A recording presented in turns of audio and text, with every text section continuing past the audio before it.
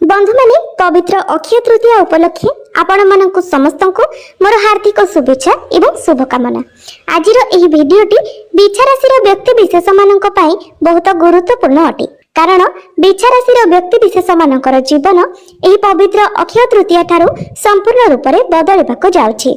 कारण ग्रह नक्षत्र मानकर चलन रे एक बड़ परिवर्तन हेबा पई जाउछि, जहा फल यार प्रभाव 12टी जाक राशि व्यक्ति विशेष मानक उपरे पड़िबाक जाउछि। अक्षय तृतीया परे सूर्य समेत 3टी प्रमुख ग्रह निजर राशि परिवर्तन करने जाउछंती। देवगुरु बृहस्पति, राहु एवं केतु निजर राशि परिवर्तन करने जाउछंती।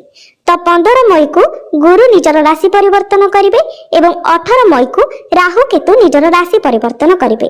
तो यार प्रभाव आपणकर स्वास्थ्य, शिक्षा, प्रेम जीवन, वैवाहिक जीवन, भाग्य, क्यारियर एवं व्यापार वाणिज्यर स्थिति उपरे पड़िबो।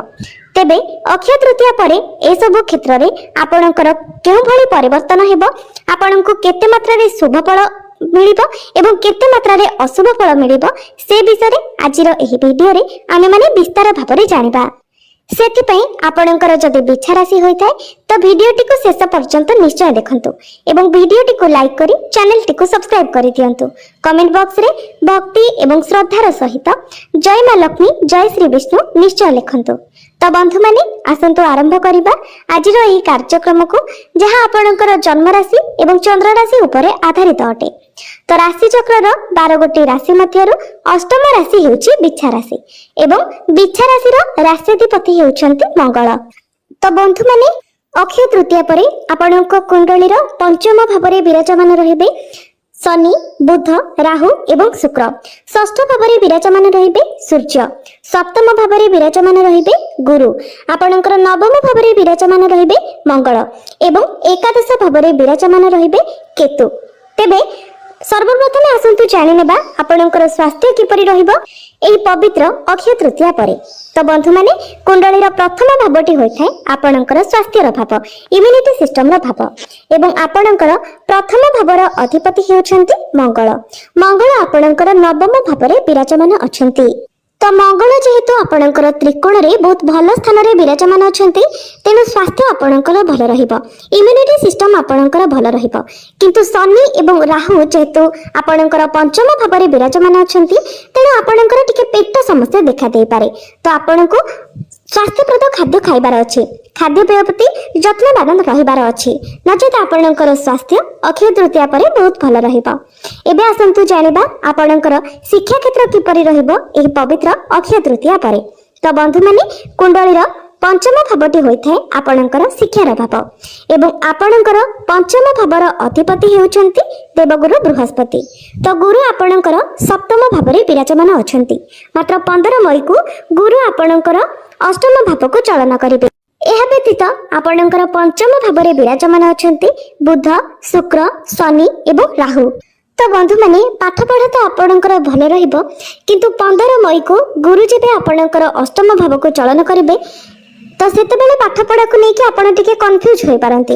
तबे बंधु माने गुरु आपणकर अष्टम भावरे संपूर्ण 1 वर्ष पर्यंत रहिबे, कारण गुरु गोटे राशि रे 1 वर्ष पर्यंत रहिथांती। तेनु पाठ पढ़ा आपणकर टिके कंफ्यूजन देखा देबा। तेनु 15 मई परे आपणको आपणक पाठ पढ़ा रे सीरियस हेबाको पड़िबो, मन दे पाठ पढ़िबाको पड़िबो। तेबे आपण जदि कोनोसी एडमिशन किंबा फॉर्म फिलअप करबा पई चाहुछंती तो 15 मई पूर्वरु आपण करि नियंतु, ताहा आपणक पई भल रहिबो। एवं 15 मई पूर्वरु जदि आपणकर किछि एग्जाम रहिछि तो एग्जाम आपणक पई भल रहिबो। बे आसंतु जानिबा आपणकर प्रेम जीवन किपरि रहिबो एही अक्षय तृतीया परे। तो बंधु माने कुंडलीर पंचम भावटी आपणकर शिक्षार भाव हेबा सहित पंचम भावटी मध्ये होइथाय आपणकर प्रेम जीवनर भाव। तो आपणकर पंचम भावर अधिपति हेउछंती देवगुरु बृहस्पति। गुरु आपणकर सप्तम भावरे विराजमान अछंती एवं 15 मई को गुरु आपणकर अष्टम भाव को चलन करिवे। तेबे आपणक पई गोटे भल कथा हेउछि जे आपणक पंचम भावरु खूब शीघ्र राहु बाहरी जिवे, जहां आपणकर प्रेम जीवन पई शुभ रहिबो।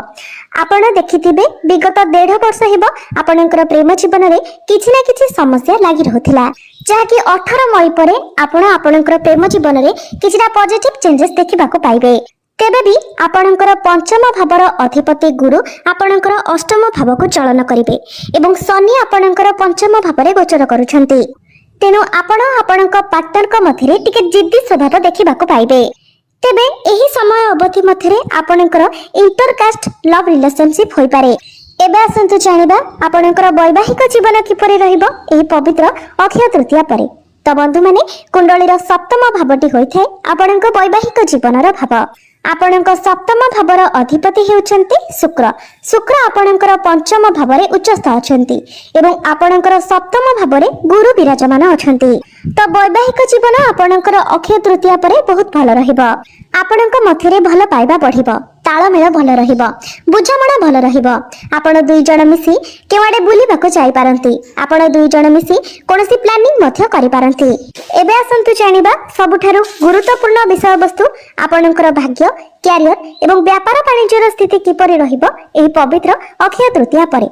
तो बंधु माने कुंडलीर नवम भावटी होइथाय आपणकर भाग्यर भाव एवं आपणकर नवम भाव अर्थात भाग्य भावर अधिपति हेउछन्ति देव चंद्रमा, जे कि प्रति 2 दिन रे निजर राशि परिवर्तन करिथांती। तेबे आपणकर नवम भावरे विराजमान अछन्ति आपणकर राशिर अधिपति मंगल।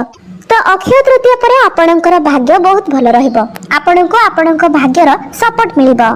तेबे मंगल जेहेतु आपणकर नवम भावरे निचस्थ अछन्ति तेणु तरबरिया भावरे आपण किछि करिवे नाही। आपण जे कार्य तरबरिया होई कि करिवे सेतिरे आपणको लॉस हेबो।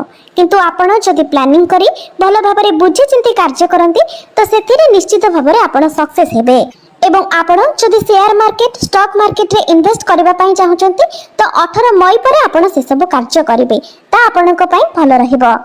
एवं आपण जदि किछि शुभ मंगलिक कार्य करबा को चाहुचंती तो 15 मई पूर्व आपण करबा आपणक पई भल रहिबो। एबे आसंतु जानिबा आपणकर क्यारियर किपरि रहिबो एही पवित्र अक्षय तृतीया परे। तो बंधु माने कुंडलीर दशम भावटी होइथाय आपणकर क्यारियर भाव, आपणकर कार्य क्षेत्रर भाव। तो बंधु माने एही अक्षय तृतीया परे आपणकर क्यारियर रे एक बहुत बड़ परिवर्तन हेबाको जाउछि। कारण केतु आपणकर एकादश भावर बाहरी आपणकर दशम भावरे प्रवेश करिवे एवं राहु आपणकर चतुर्थ भावरे प्रवेश करिवे। तो बंधु माने काम तो आपणकर होई जिवो किंतु केतु जेहेतु छाया ग्रह अटंती मुंड विहीन ग्रह अटंती तो आपणको कार्य क्षेत्र रे असंतुष्टि देखा देबो। कार्य क्षेत्र रे परिवर्तनर चिंताधारा आपणकर मन को आसीबो। आपणक मध्यरे आलस्य देखा देबो। आपण आपणकर काम को टाळीबाको लागिबे। एमिति कि आपण आपणकर काम को अन्य द्वारा कराइबाको चेष्टा करिवे। तेबे सूर्यंकर स्थिति भल थिबा हेतु काम कार्य आपणकर होई जिवो। आपणकर कार्य उपरे एसबुर कोनोसी खराब प्रभाव पड़िबो नाही। एवं बिजनेस रो कथा जदि कहिबा तो अक्षय तृतीया परे आपणक पई समय सर्वश्रेष्ठ रहिबो। बिजनेस रे आपणको लाभ प्राप्ति हेबो। बिजनेस को आपण आगो को बढ़ाइबाको प्लानिंग करि पारंती। कारण शुक्र एवं बुध दुई प्रमुख ग्रह त्रिकोण रे विराजमान अछंती। सूर्य मध्य आपणकर सप्तम भावरे गोचर करिवे जहा फल रे आपणको आपणक व्यापार वाणिज्य रे बहुत अधिक लाभ प्राप्ति हेबो। आपणकर फाइनेंशियल ग्रोथ हेबो। किंतु 15 मई ठारू गुरु आपणकर दुर्बल होई जेबे। गुरु आपणकर धन भावर अधिपति होई आपणकर अष्टम भावरे गोचर करिवे एवं गुरुंकर दृष्टि आपणकर द्वादश भाव उपरे रहिबो जहा फल रे आपणकर टिके खर्च बढ़ी जिवो। तेणु 18 मई परे आपण निजर खर्च उपरे नियंत्रण रक्षा करबा को चेष्टा करंतु एवं आपणकर सेविंग्स को बढ़ाइबा को चेष्टा करंतु। तो एबे आसंतु जानि नेबा किछि उपाय विषय रे जे उपाय गुडी को करबा तारा जहा सब अशुभत्व रहउचे से सब खंडन हेबो एवं आपणको अधिक मात्रा रे शुभ फल प्राप्ति होई पारिबो। सेति पई प्रत्येक दिन आपण गुरुंकर बीज मंत्र 108 थर जप करंतु।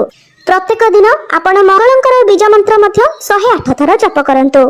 प्रत्येक दिन आपण उदित सूर्य को तंबा पात्र रे जलार्घ्य अर्पण करंतु एवं प्रत्येक दिन आपण हनुमान चालीसा पाठ करंतु। निश्चित भाबरे आपनको अधिक मात्रा रे शुभ फल प्राप्ति हेबो।